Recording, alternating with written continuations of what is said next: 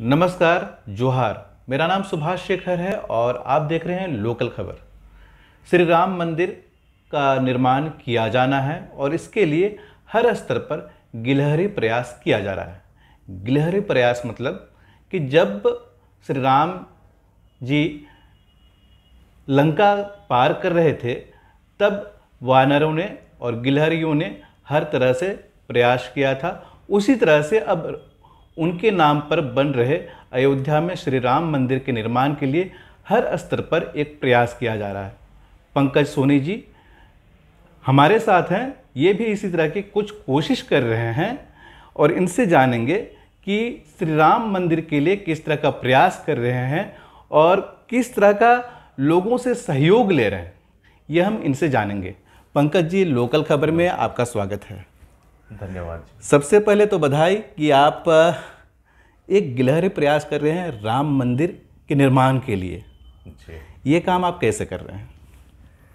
देखिए, ये हिंदुस्तान की हर एक वो छोटी से बड़ी जनता जिनके मन में भारत के प्रति, सनातन धर्म के प्रति श्रद्धा है, वो सभी कर रहे हैं। आपने जैसे कहा गिलहरी प्रयास, तो हम अगर सनातन के और रामचरितमानस के इतिहास में जाएंगे तो हमने देखा कि गिलहरी जो है वो पानी में भीग कर रेत लपेट के शरीर पे और चट्टानों के बीच में डाल रही थी। राम जी ने पूछा कि भाई तुम ये क्या कर रही हो? सबसे छोटा प्राणी। तो गिलहरी ने कहा, प्रभु हमारा तो अस्तित्व, हमारा वजूद बहुत छोटा है, लेकिन हम दोनों चट्टानों के बीच में रेत डाल रहे हैं, उससे हम वो जो उन दोनों चट्टानों के बीच में जो गैप है उसको हम भर रहे हैं। ये भी अपने आप में बहुत बड़ा योगदान था जिससे कि राम जी लंका पहुंच सके और वो पुल का निर्माण हो सके। ये तो हुई तब की बात, लेकिन अब जब राम जी के नाम पर अयोध्या में श्री राम मंदिर बनने जा रही है तो आप किस तरह से छोटा छोटा प्रयास खुद कर रहे हैं, लोगों से भी योगदान दिला रहे हैं और उनको पुण्य के भागीदार बना रहे हैं? जी, मैं ऐसा देखता हूं कि ये सदियों में एक बार ऐसा सौभाग्य प्राप्त हुआ है कि आज के युग में, आज इस समय में हम सभी को मौका मिला है कि हमारे तरफ से एक ईंट राम मंदिर में लग जाए। ये बहुत बड़ा सौभाग्य जो शायद और किसी को नहीं मिलेगा। तो हम लोग इस प्रयास में लगे हैं।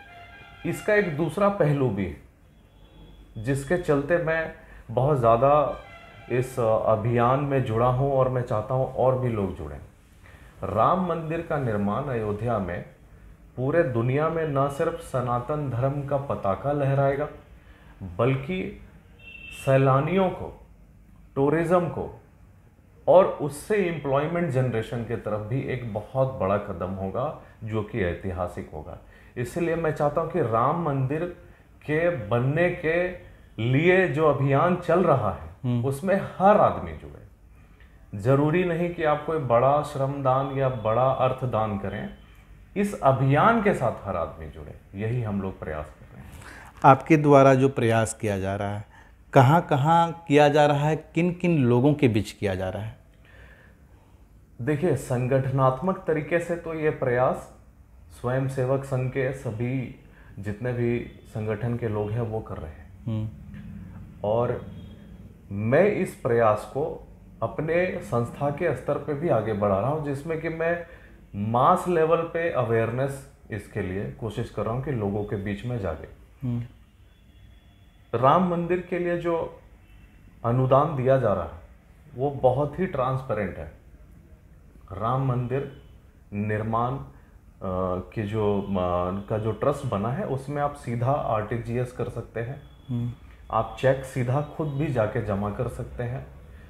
प्रिंटेड कूपन है जो आपके क्षेत्र के जिनको जिम्मेदारी दी हुई है, वो प्रिंटेड कूपन है। वो कूपन आप ले करके उसमें अलग से अमाउंट लिखने की ज़रूरत नहीं है, अमाउंट प्रिंटेड है और आपको उसका फॉर्मल रिसिप्ट मिलता है। वो पैसा फिर जा करके ट्रस्ट में जमा हो जाता है।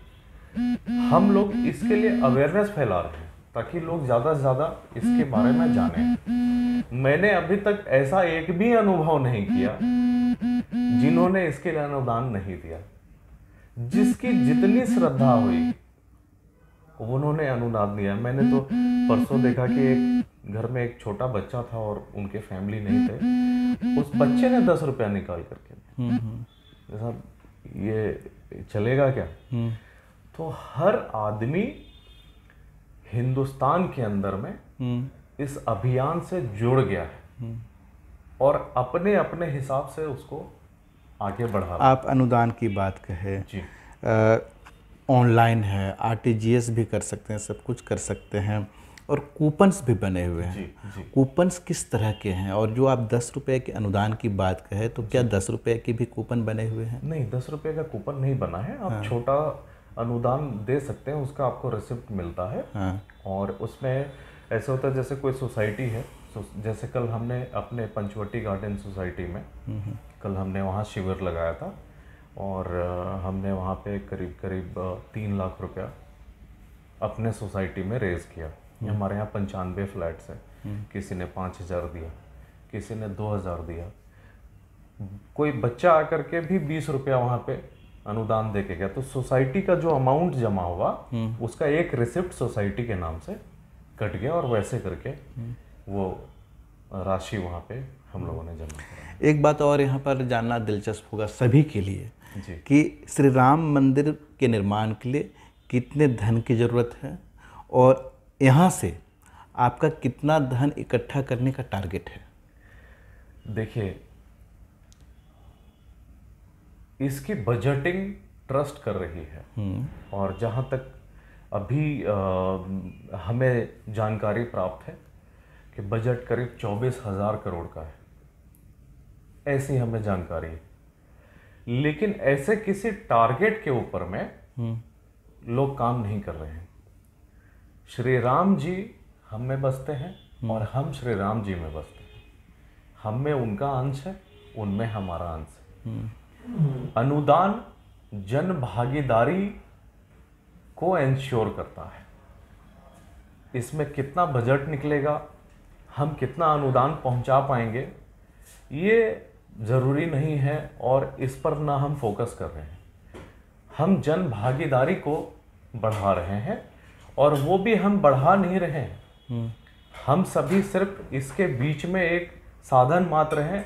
राम जी के तो सभी जन भागीदार हैं, सभी उनसे जुड़े हुए हैं। कोई ऐसा दरवाज़ा नहीं था जो उनके नाम से बंद गया। आप शुरुआत में कहे थे कि सनातन धर्म को इससे फायदा होगा, सब तरफ बढ़ेगा, लेकिन जब राम मंदिर की बात कही जा रही है जी। तो सभी धर्मों, सभी वर्गों को आप संपर्क कर रहे हैं या फिर जो सनातनी धर्म है उनके बीच ही जा रहे हैं? देखिए, राम जन्मभूमि से रोजगार और हिंदुस्तान का मान, ये दोनों बढ़ेगा।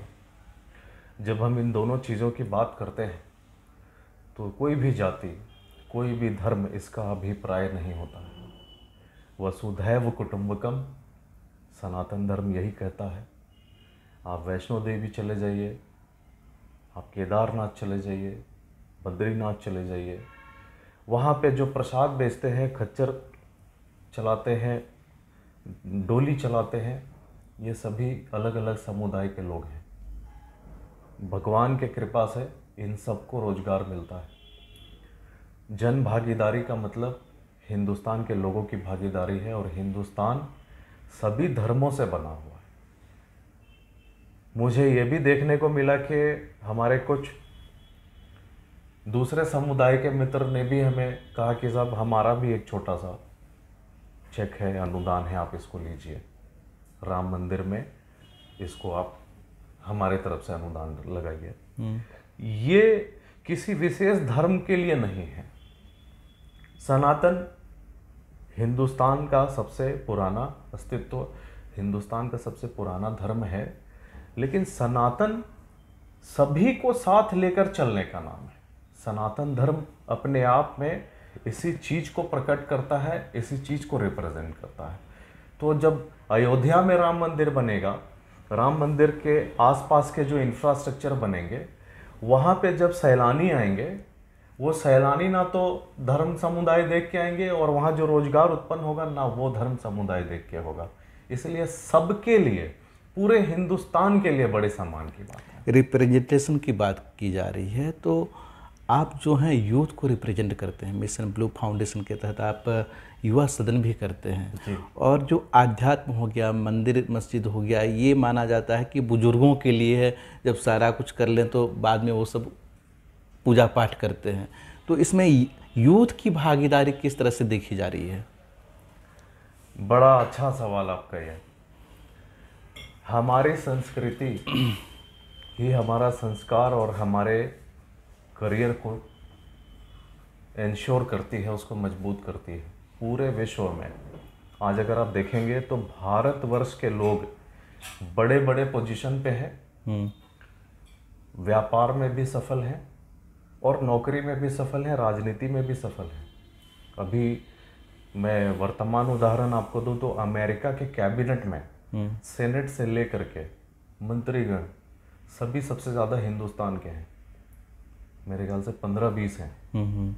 ये हमारे संस्कार के चलते हैं।